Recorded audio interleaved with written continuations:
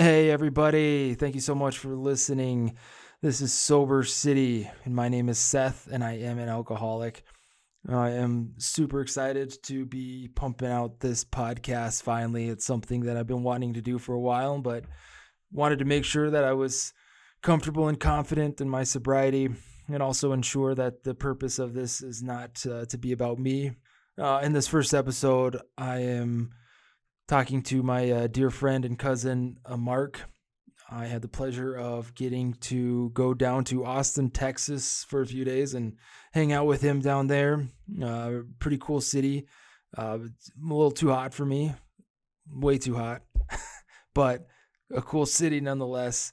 And I was able to grab a Yeti mic while I was down there, and we just set up at his dining room table and just had this awesome conversation. And I'm so grateful to him for being vulnerable and open to not just me, but to you, a stranger, and all that for the purpose of the greater good, which is to potentially help someone else. So I'm super thankful for that. The reason why I wanted to start the season off with this conversation is because when I first got sober, Marc was probably the first person to reach out to me. And at that point, I was very uncertain about my business, my marriage, life. I was hopeless, depressed, just full of fear and just lonely, man. And this guy called me and was available anytime. Truly, anytime I needed to talk to somebody, he was available. And for that, I am forever indebted to him. He was a tremendous asset to my sobriety early on. He came through for me before I was able to kind of get plugged into a program and build this other community that was implemental to where I'm at today. But in the beginning, Marc was it. And I'm so grateful for that. His story is also very similar to mine. It appeared from the outside looking in that he had it all together. He was successful in the worldly sense. It looked like he had the picture perfect marriage and home, and on the inside was just not happy and was dealing with alcohol dependency, and was becoming dishonest about it and hiding it. And we were able to kind of laugh about some of the similarities, like hiding bourbon in our golf bags, in the garage, hiding bottles, just things that a normal person shouldn't find humorous. But Tim and I kind of were able to relish in that a little bit because it's kind of nice to not feel like a total screw up and kind of have a companion that understands the insanity of this thing. And Marc also, had to deal with the consequences of his actions, like me, and the dishonesty with his wife and the hiding and sneaking around. The thing I admire most about Marc, though, is he did not kind of get out of sobriety what I think he was expecting to get. And regardless of that, he eventually was able to overcome for the sake of his daughter, which I admire a ton. And he really has come through in a big way. I can't say enough how much I love this dude and how grateful I am for him. So I hope that listening to Marc's story, you can find something of value. And if you or someone you know is dealing with alcoholism or addiction, my contact information is in the show notes always, and I really make an effort to make sure that I am available to anyone if they need someone to talk to. So thank you again for listening. It really means a lot. So with all that said, life is beautiful. Sobriety is worth it. Thank God for today. This is Sober City.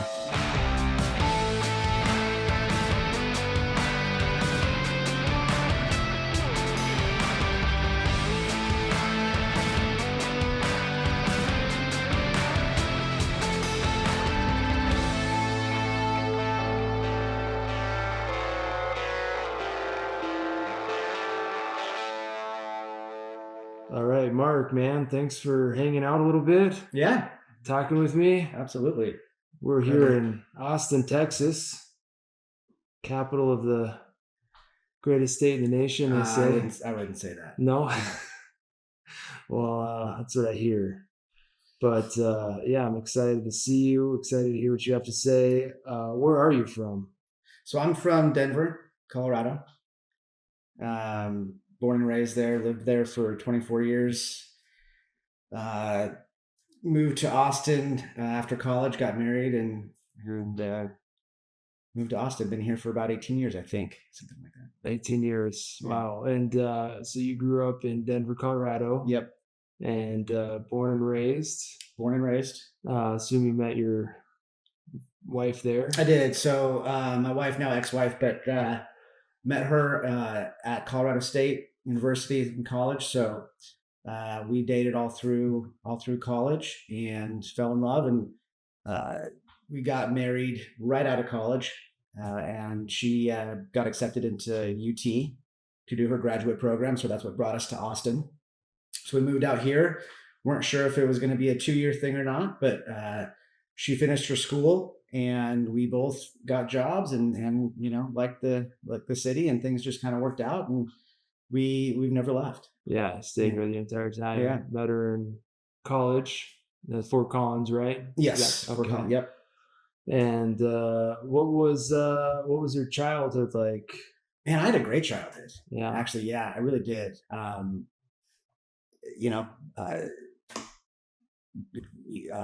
Both my parents are still together. Just kind of normal childhood, good school, a lot of friends, good family life, good home life. So yeah, man, I really enjoyed. I could move back to Denver. I always loved that area. Our guys that I've known since grade school, high school, went to college with. So I always just kind of had a really tight knit group of guy friends that we were hung out with throughout my childhood, teen years, college years. So I wouldn't say I got in trouble. There were times where you got to a party and we drank a little bit. That was more of like senior year of when you'd maybe go out and have a couple of beers, or my parents caught me with marijuana. It was not a lot, right? But it was, there were a few times here and there where I maybe got in trouble with something that I should have. But a lot of it was just, hey, you're 18, you're experimenting with, again, typical. Typical kind of high school stuff. But I never really got into trouble. How old were you when you started dating your wife? 19. So we started dating freshman year of college, and we dated all throughout college. So, which was great. We had, we had a great time. We got married the summer after we both graduated. So I think we graduated in May, in 2006, got married in August. How old are you when you got married? I want to say 24. Okay, so started dating at 19, married at 24. Yeah. You graduated, and then she got accepted into UT's graduate program, so that's what brought us out to Austin. And I'd never been to Austin, so I was kind of like, what? Let's give it a shot, right? This sounded like something new, so we moved to Austin. Her school was a 2-year program, so we came out here, and we weren't sure if it was just, hey, let's come out here for 2 years. We finished school and then we moved back. Weren't sure at the time, but we came out. I didn't know anybody in Austin, right? I didn't have a job. So that was kind of tough for me at first, moving out here, because she was in school and focusing on that. And she was making friends at school. And I was at the apartment, and we just moved into a little 1-bedroom apartment at the time. And I had no job yet, didn't know anybody. So that was a challenging first year for me, felt pretty lonely. But, we always had a great relationship, and she graduated. I found a good job. She found a job. And so we ended up staying in Austin, and things just progressed, and we've been here ever since. Yeah. Yeah. She graduated, and you guys decided to kind of make roots here. We did. So we moved out, made roots here, and both progressing in our careers. We bought a house pretty quickly. And then had our first child, which was an amazing experience. Oh, nice. And then What year was that? 2011 is when she was Okay. born. Yeah. 2011. Yeah.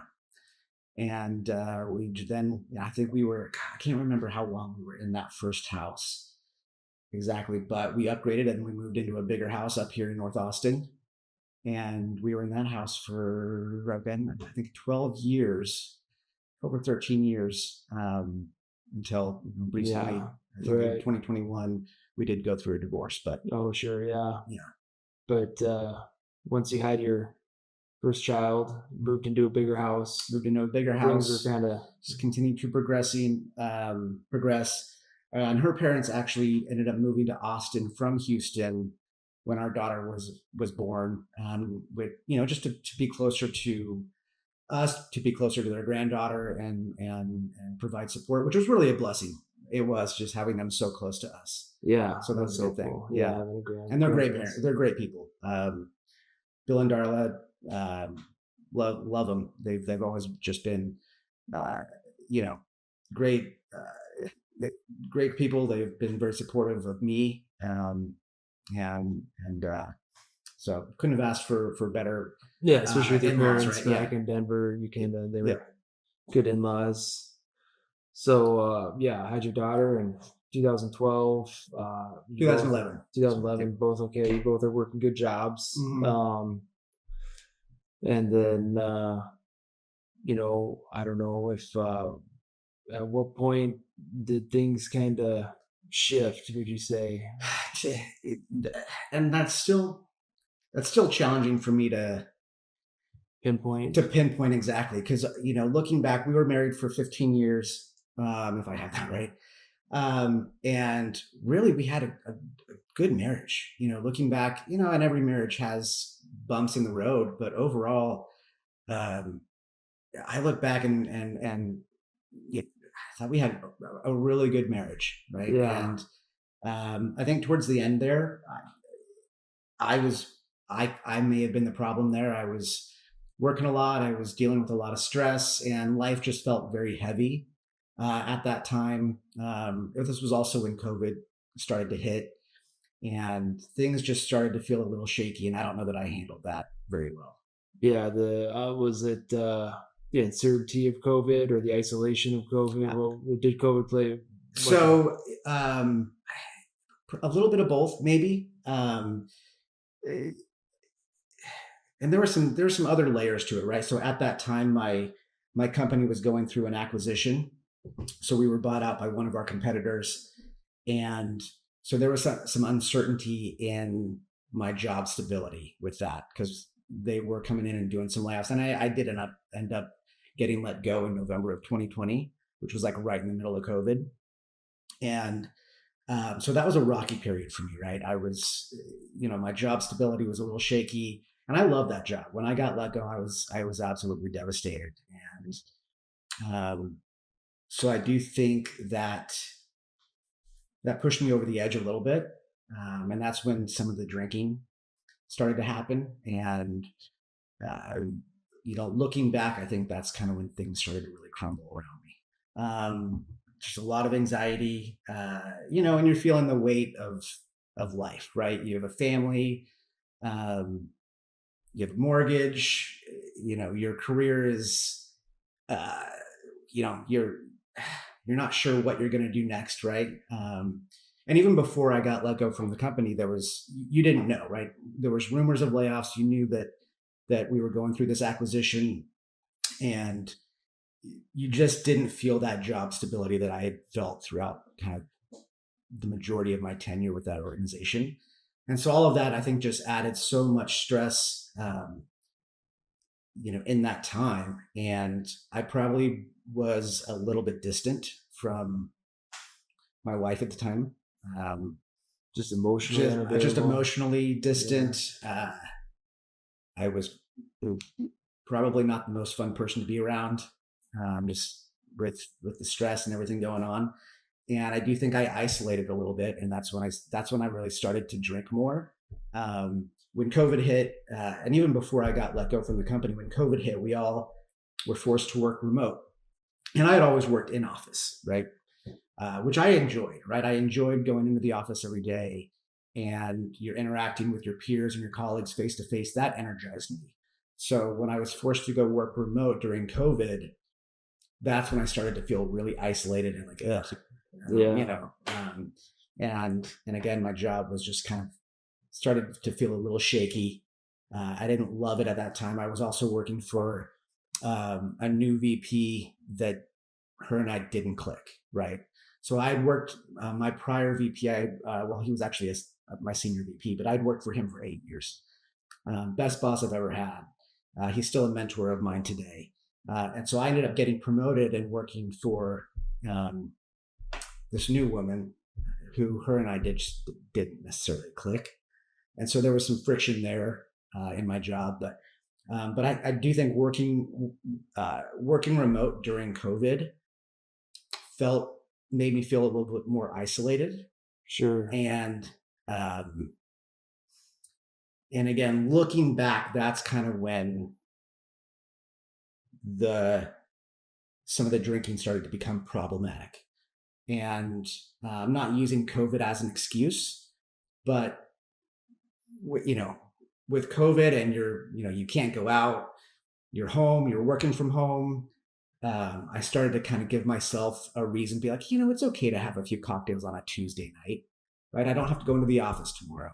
And so that's where I at the time I don't think I put my finger on it, but now looking back, I'm able to say, hey, that is kind of when you kind of started that pattern of behavior where I was using alcohol as somewhat of an escape or a release from life and from stuff. That's when that started to steamroll a little bit. And you gradually started compromising certain norms where you'd have, like you said, a few on a Tuesday night. Yeah. Normally don't. And I had never drank during the week. Yeah. Right. I mean, we would enjoy some drinks on the weekend. It was usually we'd get a bottle of wine, go out and have a margarita. I mean, we'd drink some beers on Sunday during the football game, but it was never problematic. It never interfered with my job or my relationship or my ability to be a dad or anything like that. Right.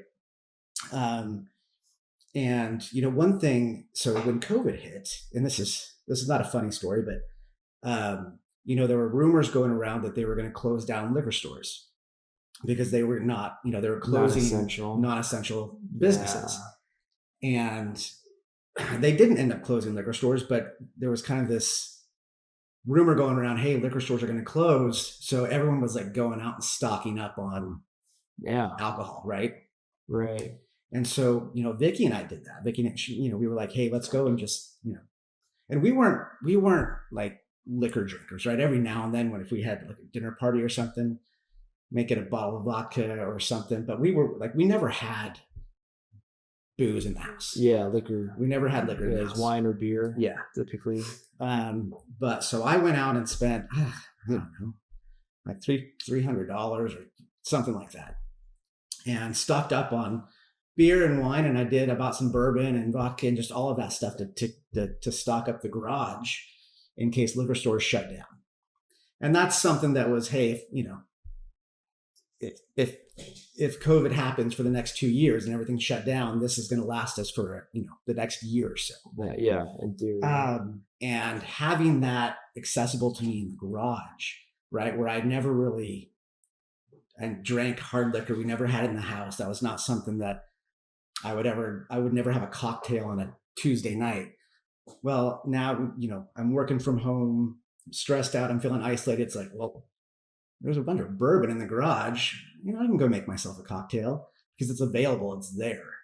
And all of a sudden, a cocktail on a Tuesday turned into a cocktail or two on a Tuesday, a Wednesday, and a Thursday. And then it was, 3 or 4 cocktails on a Tuesday, Wednesday, and Thursday. And that's just being in that environment and having, that alcohol available to me in the garage, which we never kept it in the house before. That kind of started the cycle. Accessible solution. Yeah. At that time. Yeah. What did Vicky pick up on any of that? She did. Yeah, she did. And not at first. I would say I was pretty good at hiding it. I usually would wait until the girls would go to bed. we'd put our daughter to bed. Vicky would go upstairs and watch her shows. And I usually stayed downstairs and I'd work late in the living room, or maybe be watching TV. And so I'd go out and make myself a drink, right? And because she would not be okay, or she'd be concerned about. I knew she would be concerned about that. Yeah. So I would say, it's probably fair to say I was kind of intentionally trying not to let her know I was staying up and having a glass of bourbon. Right. It's fair to say that. Right.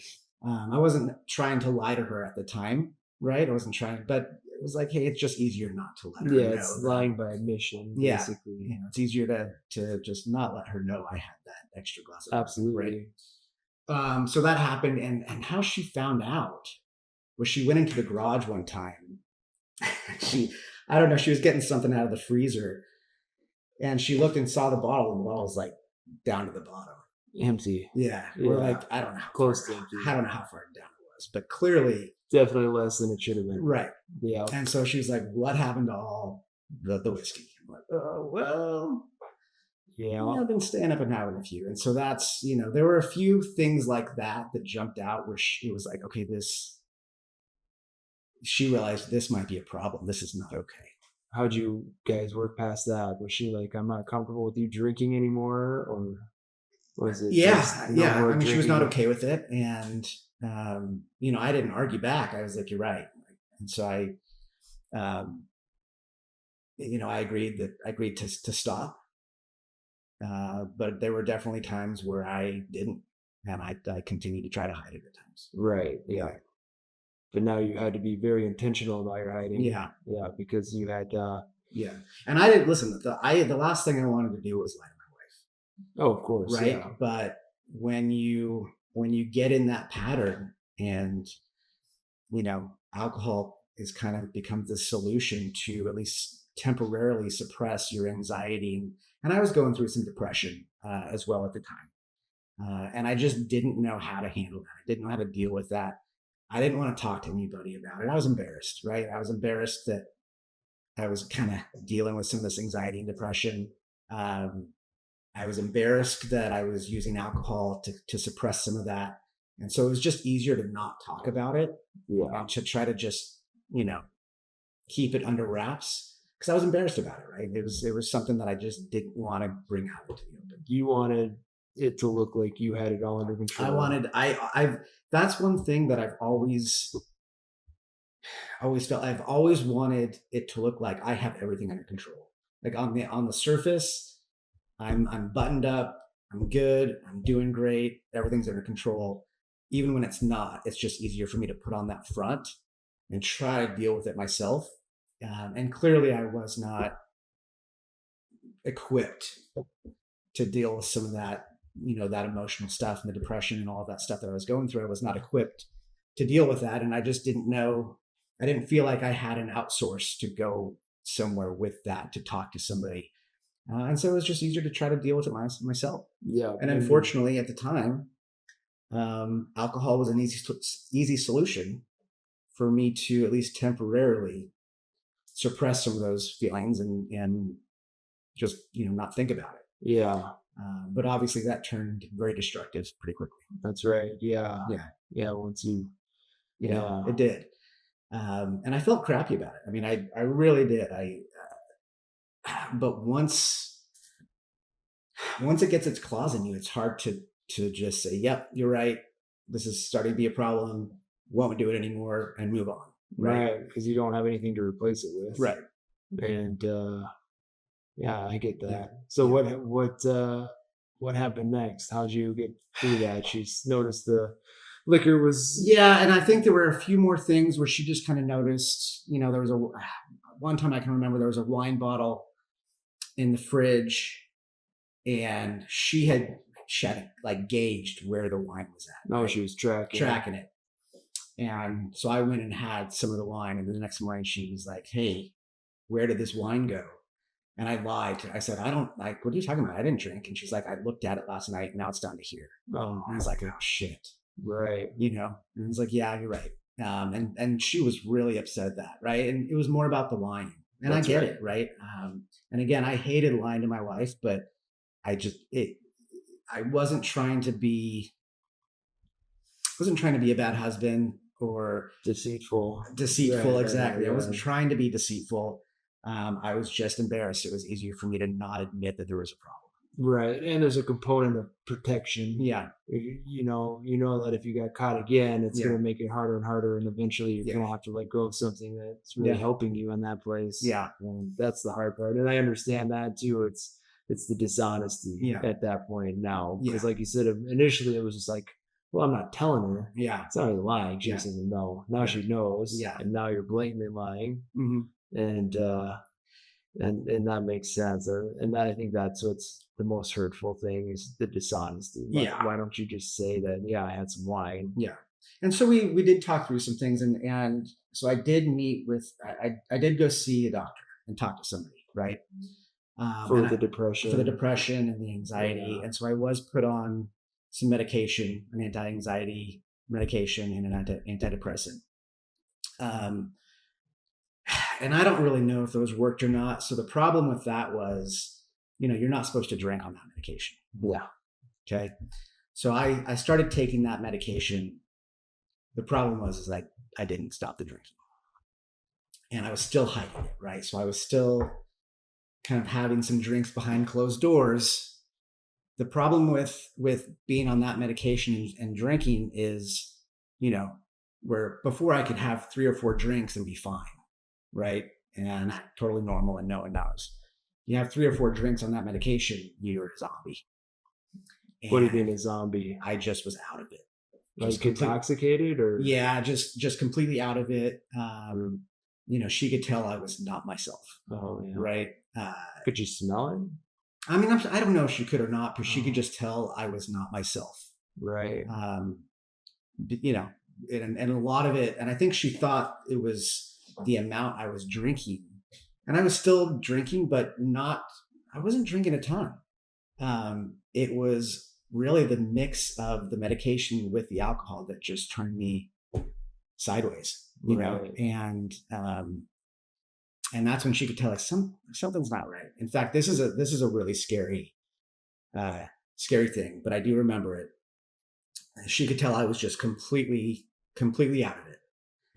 And we were laying in bed and she asked me to say the ABCs and I couldn't do it. Oh, really? Yeah. Wow. I couldn't get through the ABCs. My brain was so out of whack. I couldn't even process thought. How would she respond to that? I don't totally remember. I mean, obviously not good. She was worried. She was upset. Yeah. And did you have to admit to her that you had been drinking? Yeah, I did. I did. And I don't, I don't remember every step of the process that led to everything, but there was a point where she said, I need to go stay with my parents for a little bit. And so she took my daughter and went and stayed with her parents because her parents lived like 10 minutes away, right? And this was actually, I think, after I had gotten let go from my job. Why'd you get let go of your job? Well, I mean, they were doing layoffs, but because of the acquisition. My boss and I weren't connecting, and I was always really good at my job. But I think it's fair to say I was over like a 40-person department, right? So I had a lot of responsibility at work, and I think it's fair to say I wasn't completely keeping up with every responsibility at my job, and so that probably had something to do with me being impacted by the layoff. Right. Yeah. So you've been laid off, and shortly after being laid off, Vicky took your daughter. Yeah, I was devastated, and so that increased a lot of that's when the drinking started to increase even more because I was devastated about losing my job. That created more anxiety, right? It's right in the middle of COVID, so now I'm worried about the financial aspect of it. Now I have to find a new job. Well, it's in the middle of COVID, like no one's hiring in the middle of COVID.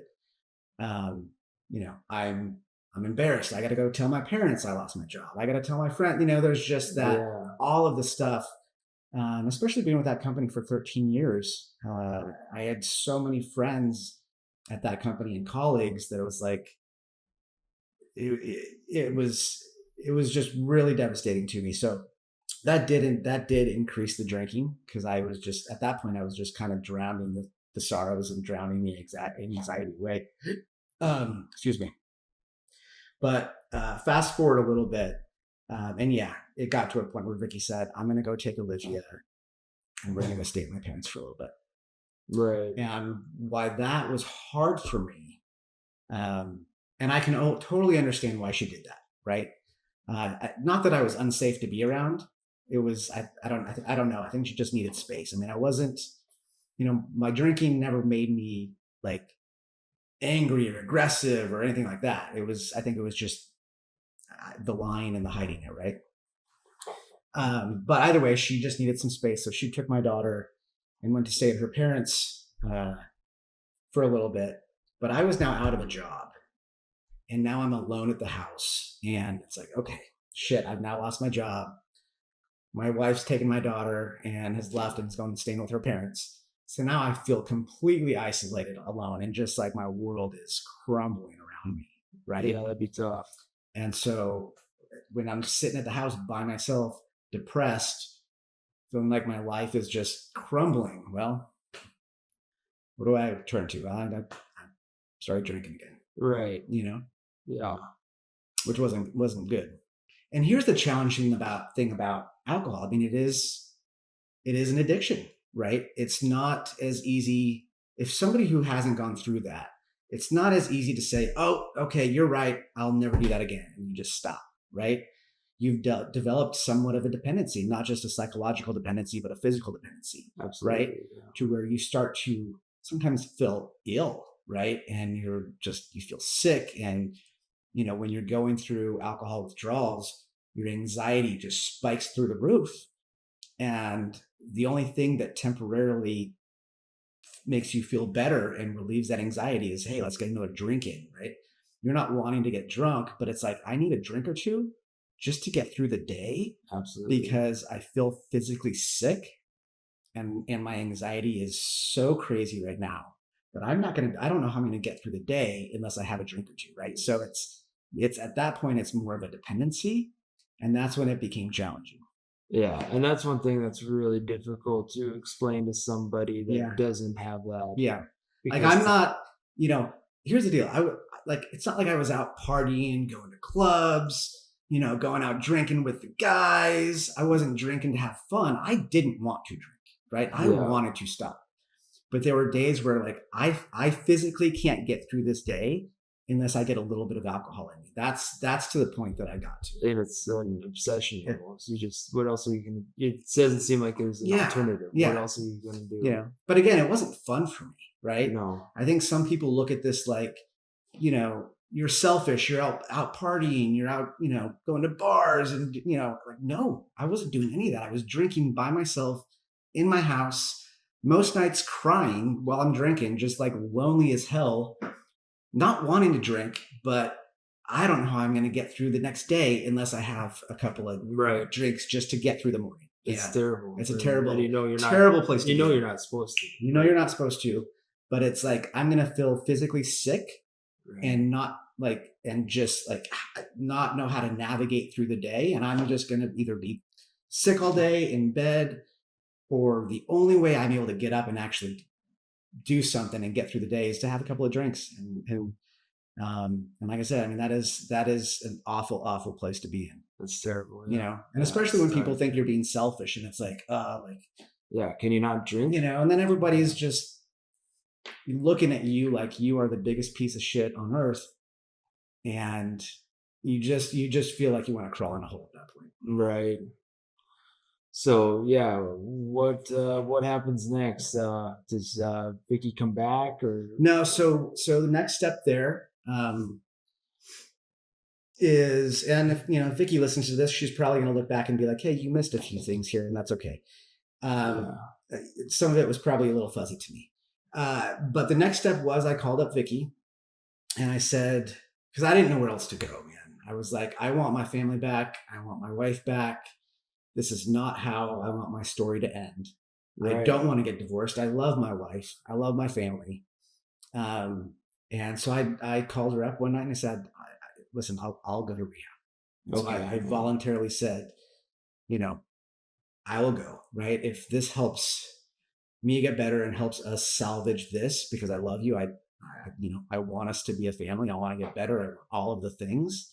So I called her and I said, I will go to treatment. Right. And she found a place, and the next morning she came over. She helped me pack a bag, and her dad drove me to treatment. Awesome. And I was there for that's 30 good. days. Yeah, and that takes courage. Yeah. And that's tough. Yeah. But yeah, that seemed to be the next right thing. Mhm. And what's rehab like? Rehab was actually a very positive experience. I'm not saying every second of it was positive or easy. It was very hard. You're bunking up with other guys. It was a house, if I want to say, anywhere from like 12 to 18 people at any given time. And you have a single house, and you might have one or two roommates that you're bunking with in each room. And you were there I did detox for 5 days, and then treatment, I want to say, it was like for 25 days or something like that. I don't remember exactly, but I think the whole thing was like 30 days. 30 days. And Yeah. relatively positive experience. Relatively positive experience. I made, again, you really, everyone's kind of going through the same thing. It's a safe environment where you can talk about anything. And what you find is, in my experience, I had like the least problems. Sure. Yeah. Like most of the guys in there were heroin addicts, meth addicts. Like one guy was, he had been drinking a handle of vodka a day for like 10 years. Like, I don't know how you're still alive, but and I think I was the only one who, this was my first time in treatment. Everyone else, it's like, oh, this is my seventh time, or this is my fifth time, right? So not that I was any better than them, but you were kind of like, okay, you know what? Like, I'm not that far gone. I'm still, I still have some hope. Yeah, right? it gives you some perspective. Gives you some perspective. That's a good way to put it. Yeah. But no, I met some really good guys in there, and you really build a really kind of cohesive, bond with these guys, because you're going through the same thing, and you're in meetings with these guys all day, and the meetings get annoying, so you're just like, you can kind of bounce frustrations off of each other, and there's just there are a lot of guys in there that you can actually open up to and talk to about things that you're going through. So overall, it was a very positive experience. If I was in the same position, I'd do it again. Right. And I would recommend it to somebody who's in that place where they're not sure where to go next, and they don't know how to ask for help, and they don't know how to stop. I would recommend it. I think it's yeah, if it's available. It's a good solution. It was a good solution for me. Yeah, to kind of stop the spiral. Yeah. And you were hopeful through the. I was hopeful through the treatment. I really thought the entire time, at least most of the time, I had this idea in my head that, I'm going to get through this. I'm going to get out. I'm going to go home. My wife and daughter are going to welcome me with open arms. They're going to be so proud of me. They're going to give me a big hug, and we're all going to be a happy family again. And I'm going to, I'll be 30 days sober, and I now have the tools and all of the things that I need to move forward without alcohol. And we'll be this happy family again, and everyone's going to be proud of me and give me a high five, and life will be good again. It's kind of that motivated me, right? That really motivated me to do the work and do the steps and do everything I needed to do to get through the program and get out of it. Absolutely. Yeah. And is that what happened? That is not what happened. So I want to say, like, about a couple of days, maybe a week before I was supposed to exit treatment, and I was really looking forward to it. One of the counselors came to me and said, "Hey, you're doing another 30 days, right? Because you go from the in-house, or whatever, I don't know what it's called, but you go from that treatment center to like a sober house, right? A sober living house where you can actually get a job. You have to live there. Actually, I don't think you can exit, but there's certain there are certain freedoms that you get, but you're there for another 30 days. And I was like, I'm not going to that. That wasn't the agreement, right? I said I would do this 30 days. And I was like, I don't need to go there. And in my head, I'm thinking, I want to get back with my family. I want to see my daughter. I want to try to find a job. I need to get my life back moving forward. I don't want to go to another house with these guys for another 30 days. So I said, no, I'm not doing that. And, Vicky was not happy about that. And she kind of gave me an ultimatum, like, if you don't go to that, then don't come home. And I was like, whoa, hold on. But I refused to go. I was like, I'm not doing that. So I really thought, if I get out, and I went and I stayed in a hotel for about a week because she wouldn't let me come home. And I really thought that if I went and stayed at a hotel, just gave her some time, she would let me come back. Right. Right. And that was a bad decision. And in hindsight, looking back, I wish I would have gone. Done the transitional housing kind of thing. Exactly. I wish I would have gone because it was only another 30 days. If I could do it over again, I would have gone to it. Yeah. But I didn't.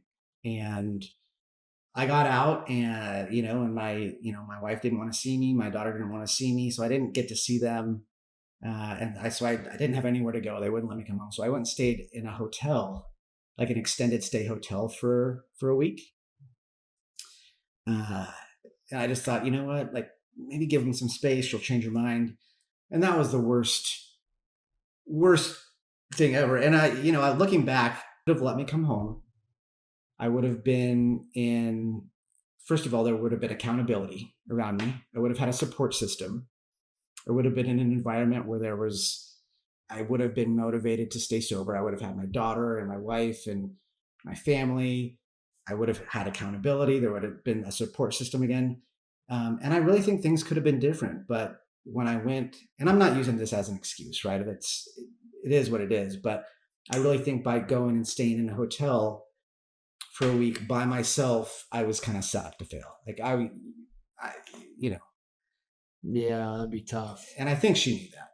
She knew that you I think would she did. fail. Yeah. Right. And then do you think that was kind of a test maybe to see? I think it was a bit of a test. I also think maybe, and I don't know this, we haven't talked about it.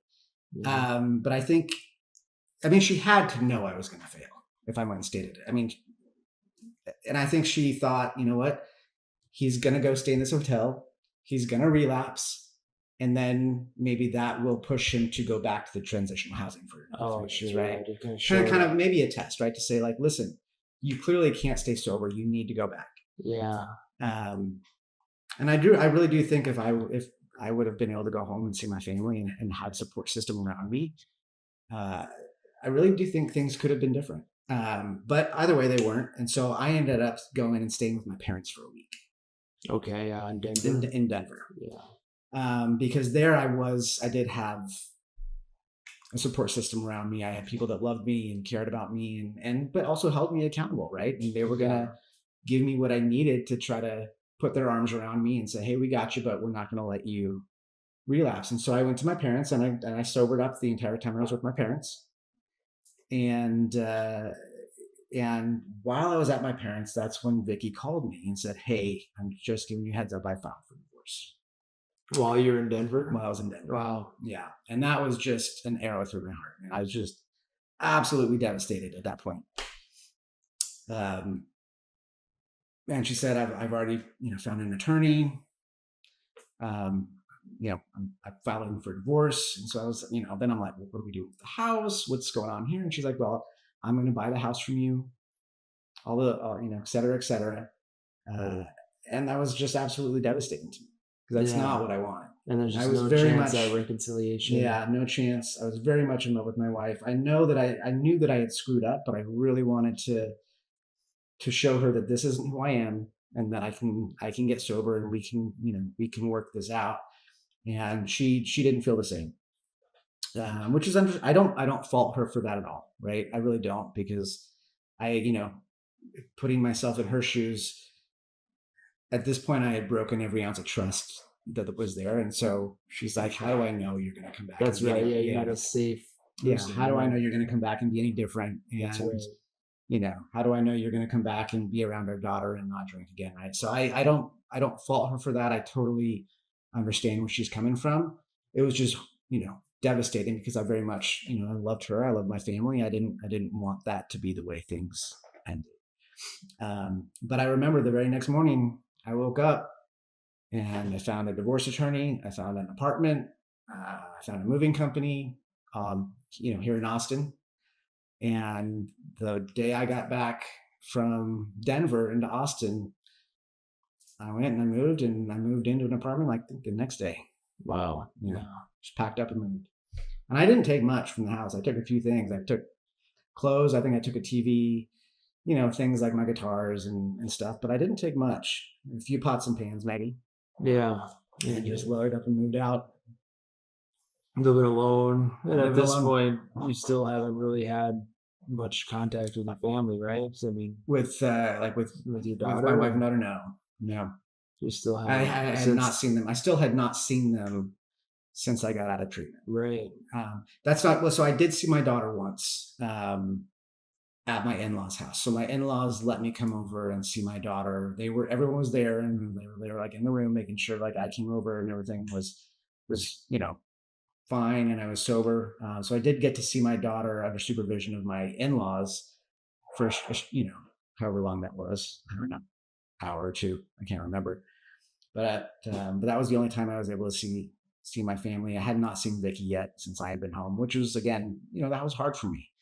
Because remember, the entire time I was in treatment, kind of what motivated me to get through treatment was, when I get out of here, I'm going to be welcomed back. Vicky's going to give me a hug and tell me how proud of me she was. Yeah. And it was just the complete opposite. And I get that I kind of screwed that up. I'm the one that went to the hotel and drank again. But I also think that was kind of a no-win situation. Yeah, right. So now you got an apartment. Yeah. You're looking for a job. Yeah. At that point, I was not ready to look for a job yet. I mean, I needed a job for sure. And maybe I had started looking around, but the reality is, once I got into that one-bedroom apartment, I think I took the couch from my daughter's playroom upstairs, right? That's all I had. And it was kind of an old beat up couch. So I had that. I didn't even have a bed. I had nothing. And for the first month of being in that apartment, I slept on that couch. I think my clothes were in a bag on the floor. I didn't have a dresser. I didn't even set up my TV. I didn't set up cable. I didn't set up anything for that first month. I had no motivation to do anything. And I started drinking again. That first month. Yeah. And so for that first month, I pretty much just drank and cried myself to sleep on that stupid, dirty couch every night. From your daughter's playroom. Yeah. Right. With nothing else. I didn't even eat. Sure. Yeah, I think I lost 30 pounds in about a month and a half. Right. Just drinking. Just drinking. I didn't eat. I was so depressed. Yeah. No, I think I went from like 165 pounds down to about 133 pounds is what it was. Jeez. Yeah, that's tough. Yeah. That's almost understandable. I feel like that's just true depression. It was true depression. It was as low as I could get. I mean, for me, that was absolute rock bottom. That was as low as you can get. That's fair. And I had nobody, right? I mean, I had no friends. I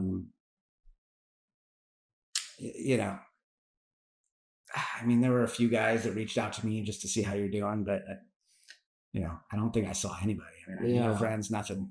And for the most part, nobody can relate. Yeah, nobody can really relate to what I'm going through. It's more of just, did you hear what happened to Marc? I was just the rumor. Yeah. Because I went from, I was assistant vice president, manager in a 40-person apartment, nice house, beautiful family, beautiful daughter, life is good, to boom, Yeah. Rehab, divorce, alone in a one-bedroom apartment with nothing. Right. Yeah. And then, I mean, how do you get out of that? So I do remember one I mean, one night I was an absolute, I didn't even know where to go. I didn't know where to go. I don't think I could have gotten any lower. And I dropped to my knees on the floor, and I remember I was just put my arms in the air, tears streamed down my face, and I just said, God help. Like, please help. And I really do feel that I felt God's presence that night. And it was just, I felt this feeling coming over me. And it was something that I don't know that I'd ever felt before, but it just, What that feeling? just like, hey, you're not alone. It's okay. I got you. You'll be okay. Yeah. There's hope. Uh-huh. Cause I think that's it, man. Like when you were in rehab, you had this idea of what the future looked like, and you got out, and that isn't what happened. Yeah. And you hung your hope on something that now Yeah. wasn't an option. Yeah. And I feel you as far as when you're in that apartment, you're like, this isn't at all what I expected life to be like. Yeah. And what do I have to look forward to? Mm-hmm. And you prayed, and God kind of showed you that. Yeah, it was one of the more powerful experiences or moments of my life, because I was, I had been drunk for like a month, and just nothing. I mean, I had withered down to nothing. I was depressed. I had nothing to my name, and nothing to, that was my rock bottom. And just fell to the knees on my apartment floor, started crying, tears streaming down. And I said, God, help me. I don't know what to do. Just please help. And, I felt something, and that was a very powerful moment. And it really did feel like it was just like this warmth over me. It's like, you're going to be fine. I got you.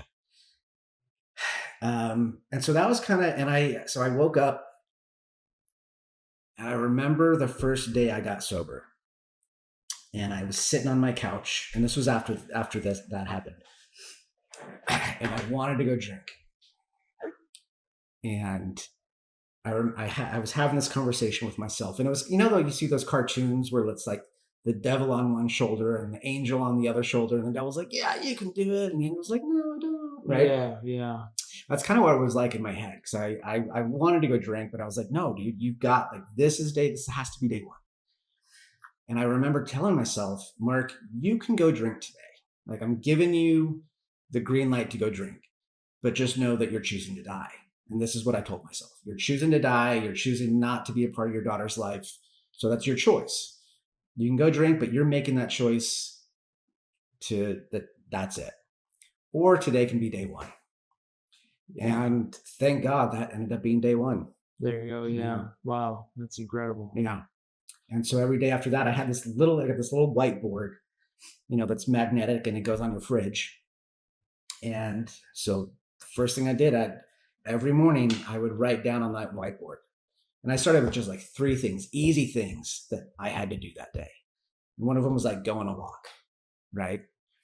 One of them, the first thing was don't drink, right? I think the next thing was like go on a walk.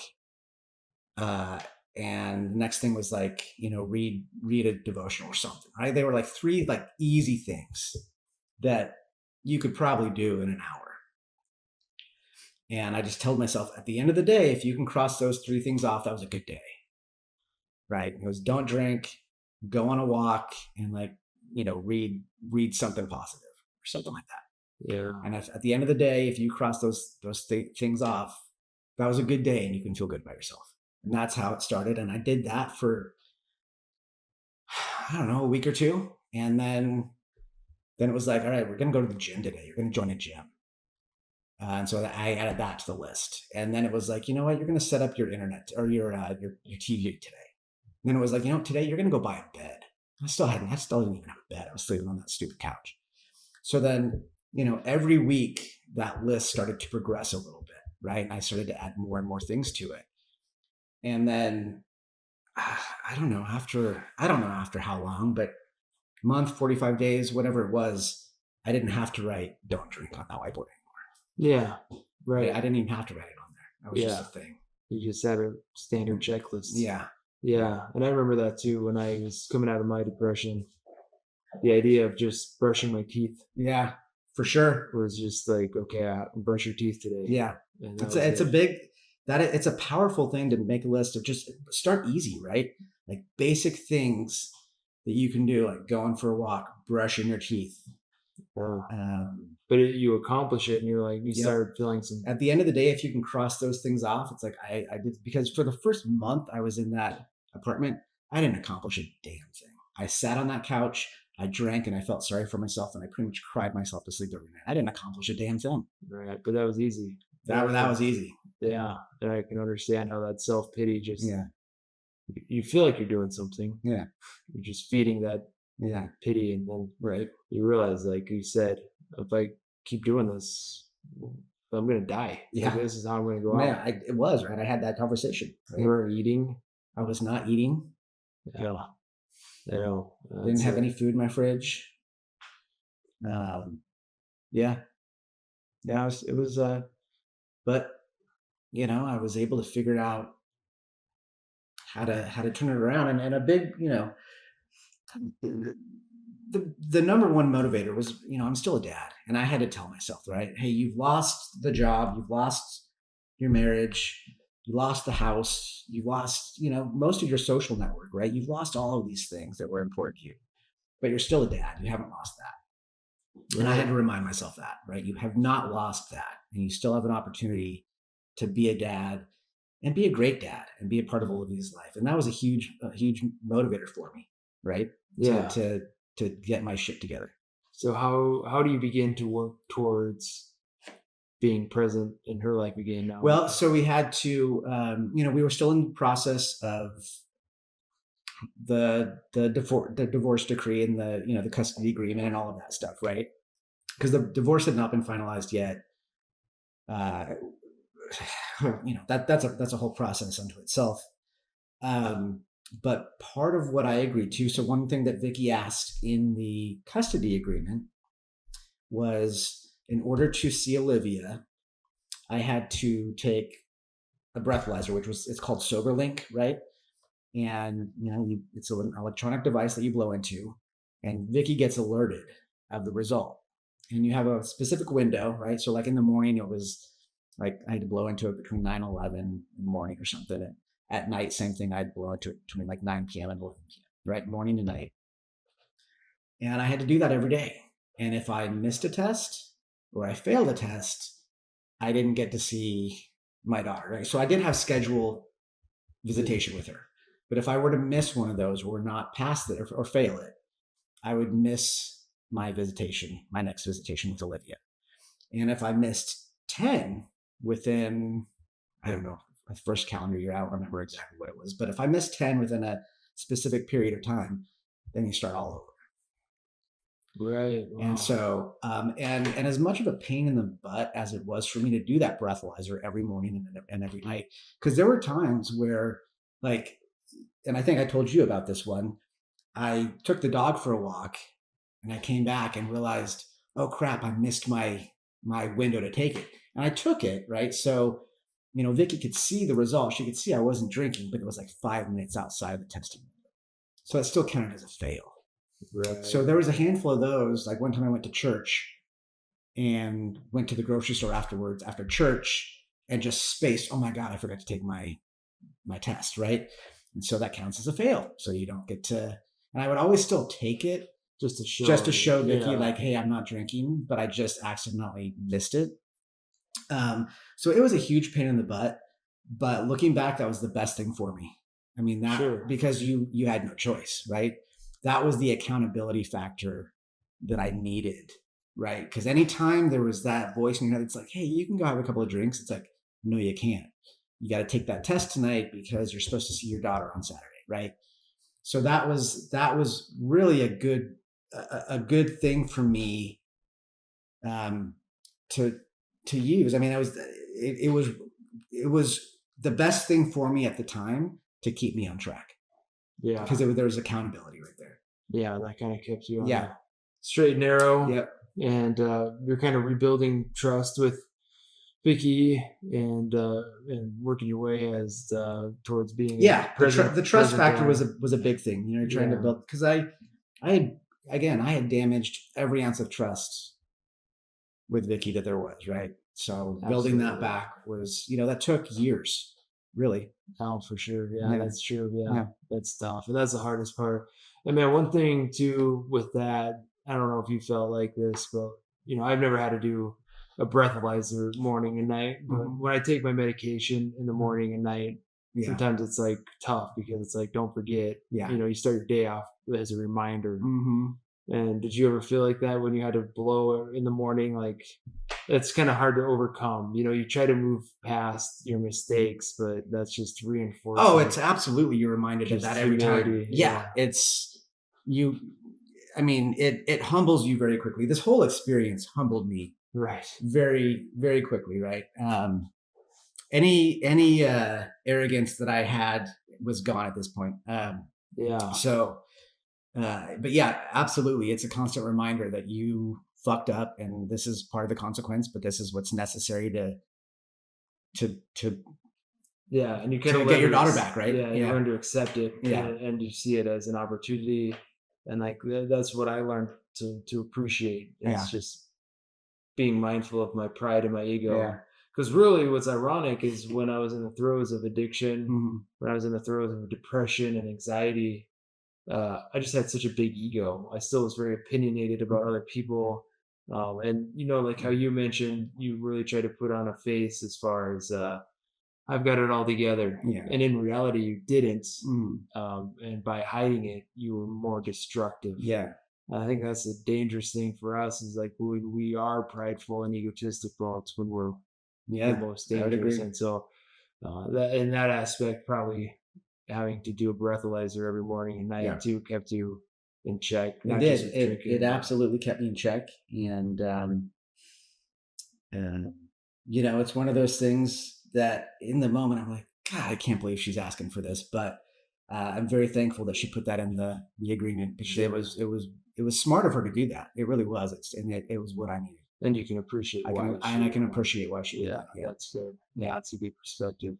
So now, where are you today?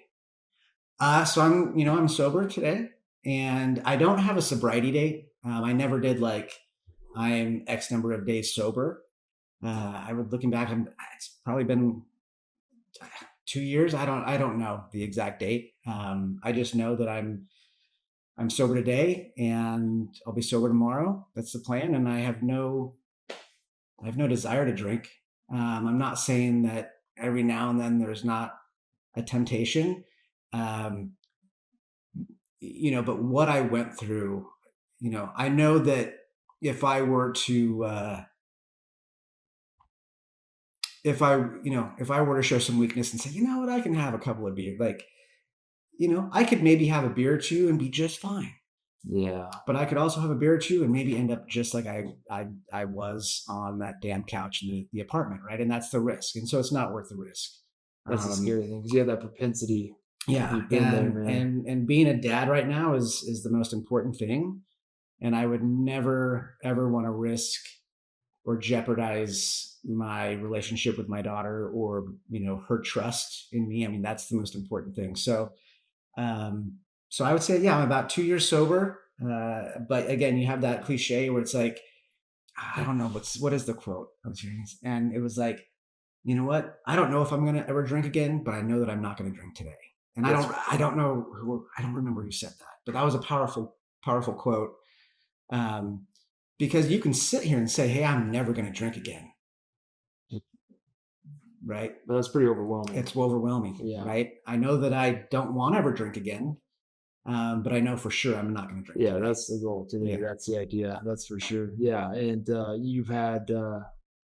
you have a good relationship now with Vicky, I assume, and I do. We your have. daughter. I think we have a very healthy co-parenting relationship. Yeah, good. I think we communicate really well, so that's a huge blessing for me, just to be able to have that.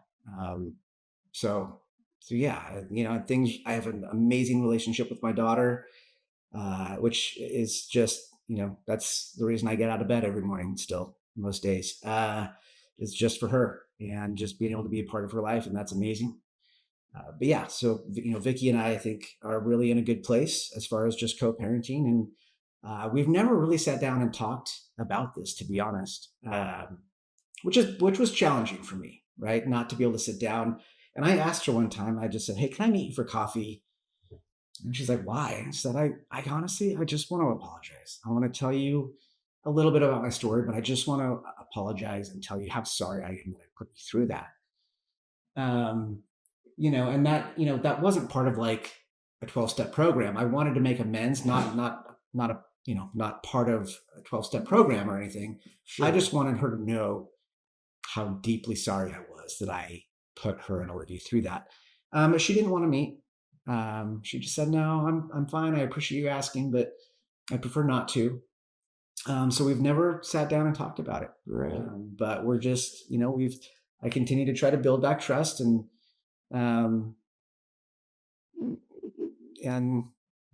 that's it. But we're in a good place, I think. Yeah, right. Yeah, and that's good. And today you're sober. Is there a reason why you don't track? I mean, days or anything? Is there a reason behind it, or is that intentional for any reason? It's not, to be honest. I just don't care to. I don't have an answer for you. Yeah, I just never did it. Like I was so. Yeah, I don't have an answer for you. No, that's all right. Like that, that day where I told you how I had that conversation with myself of like, you know what? Yeah. You can either drink today, but you're choosing to die, or today can be day one. And that was day one. I couldn't tell you the You date. don't know what date that was, Yeah. right? I just wasn't in a headspace to like track that, right? I was very desperate, right? But I was so focused on like, hey, let's just get through today, right? I wasn't, in my head, I wasn't like, hey, I want to track this day. So 2 years from now, I'll know exactly how many days. I just wasn't thinking that. Yeah, and that's fair. Yeah. And I think that's healthy for a lot of people to know. To me, it's never really mattered. No, and that's fine. Yeah. I don't think there's any requirement. Yeah. It's a necessity for any reason. Cool, man. Well, I'm impressed by you. I respect you, dude. I'm super grateful that you're vulnerable and willing to share your story. Is there, what would you say to somebody right now if they were listening and they were sleeping on their couch and depressed? And that feeling when nobody, just hopelessness, right? That feeling of no way out, hopeless. I would say that, it's, you can it's doable. It is possible to get out of that hole that you're in, right? And I think some people feel that it's impossible. It's not, man. But it takes work. It's not easy, but it's absolutely possible and worth it. Yeah, absolutely. Yeah. I think one of the hard parts for me was I didn't really have much of a support system around me, right? I did very much of this on my own. I mean, my parents were amazingly supportive. They would, talk to me and, but they were in Denver, right? I didn't have a support system physically in Austin. So that was hard. Like much of this process, the day-to-day stuff of just getting through the day, I was doing it by myself. Exactly. That was challenging. Yeah, that would be real. So it's really important if you have, friends or a group or support system around you, obviously it's going to make it a ton easier. But that's, it's possible and it's worth it, I think, is what I can say. I agree, man. Well, thank you, Marc. You're a man, dude. I'm proud of you. Appreciate that, man. I love that you're doing this. Proud of you too, man. You've been doing awesome. Appreciate you. I loved having you here this weekend. Yeah. It's been great having you to Austin. So this has been cool. Yeah. It's hot here. It's so damn hot. It's hot. Cool, Marc. Thanks, buddy. All right. Thank you, man.